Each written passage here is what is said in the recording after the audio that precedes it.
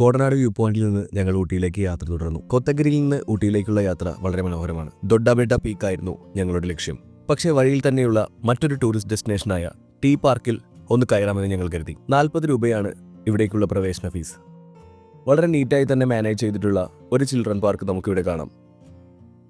തോഡ hut പോലെയുള്ള ഒരു hut ഇവിടെയുണ്ട്.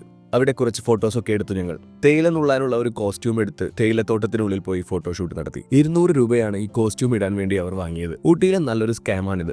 ഈ ഫോട്ടോഗ്രാഫേഴ്സ് വളരെ മോശം ചിത്രങ്ങളാണ് ഞങ്ങൾക്ക് നൽകിയത്. എക്സ്പോഷർ വളരെ കൂടുതലായതിനാൽ ആ മനോഹര സൃഷ്ടി ഞാനിവിടെ പോസ്റ്റ് ചെയ്യുന്നില്ല. ഫുഡാണല്ലോ നമുക്ക് മുഖ്യം. അതുകൊണ്ട് തന്നെ അവിടുത്തെ ചായയും മാഗിയും കഴിച്ച് അവിടെ നിന്ന് ഞങ്ങൾ ഇറങ്ങി. എൻ്റെ ലക്ഷ്യം ദൊഡ്ഡബെട്ടയാണ്. ദൊഡ്ഡബെട്ട പീക്കിലേക്ക് പോകുന്ന വഴി വളരെ മനോഹരമാണ്. ഷോളവനങ്ങളാൽ ചുറ്റപ്പെട്ടതാണ് ഈ പീക്ക്. ഈ മരങ്ങളിലെല്ലാം തന്നെ ധാരാളമായി ലൈക്കൻസ് കാണാൻ കഴിയും. 10ാം ക്ലാസ്സിലെ പഠനയാത്രയിൽ ബയോളജി മാഷായ ശ്രീനിവാസൻ സർ ഇത് പറഞ്ഞതായി ഞാൻ ഓർക്കുന്നു. മികച്ച എയർ ക്വാളിറ്റിയാണത്രേ ഇത്രയും ലൈക്കൻസിനെ ഈ മേഖലയിൽ കാണാനുള്ള കാരണം. 19ാം നൂറ്റാണ്ടിലാണ് ബ്രിട്ടീഷുകാർ ഊട്ടിയെ ഒരു സമ്മർ ഹബ്ബാക്കുന്നത്. അവർ ഡിസ്കവർ ചെയ്ത നീലഗിരി മലനിരകളിലെ ഏറ്റവും ഉയരം കൂടിയ പ്രദേശമാണ് ദൊഡ്ഡബെട്ട. ബിഗ് മൗണ്ടൻ എന്നാണ് ദൊഡ്ഡബെട്ട എന്ന വാക്കിന് കന്നഡയിലെ അർത്ഥം. സമുദ്രനിരപ്പിൽ നിന്ന് ഏകദേശം 8652 അടി ഉയരത്തിലാണ് ദൊഡ്ഡബെട്ട പീക്ക് സ്ഥിതി ചെയ്യുന്നത്. വെസ്റ്റേൺ ഗട്ട്സിനും ഈസ്റ്റേൺ ഗട്ട്സിനും ഇടയിൽ ഒരു ജംഗ്ഷനായാണ് ഈ പീക്ക് സ്ഥിതി ചെയ്യുന്നത്. ഊട്ടിയുടെ മനോഹാരിത ആസ്വദിച്ചുകൊണ്ടുള്ള യാത്രകൾ തുടരും.